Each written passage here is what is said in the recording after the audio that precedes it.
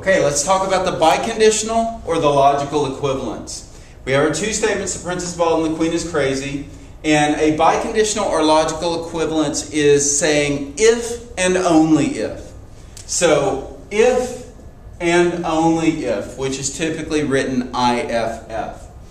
This symbol, which is called the triple bar, is what we're using to symbolize the P if and only if Q statement. Sometimes you'll see it written P if and only if Q. And notice here we have the arrow that goes in both directions. What this means is we've got P if Q and Q if P. What that means essentially is that the biconditional breaks down to a conjunction.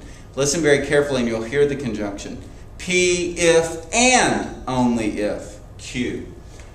That means we've got this statement, if P then Q, and if Q then P. Notice we've already talked about the conjunction when we're looking at the truth value of the biconditional statement. How do we derive that? We've already looked at the truth value of a conjunction, and we know that a conjunction is only going to be true when both conjuncts are true.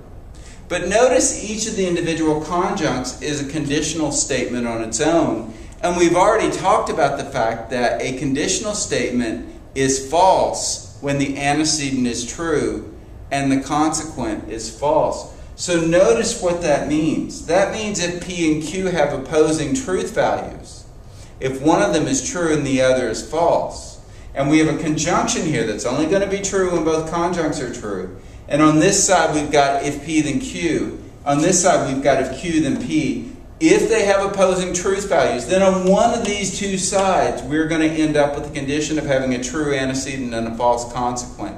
That means on one of these two sides we're going to end up with a false. So the rule for the logical equivalence is this. A logical equivalence will be true when P and Q have the same truth values. If they're both true, then we have the impossibility of having a true antecedent and false consequent with either of these conjuncts, so ultimately the whole statement must be true, or when they're both false. If they're both false, then we have the impossibility of having a true antecedent and a false consequent on either side. That means that these conditional statements would both be true. That means the conjunction would be true.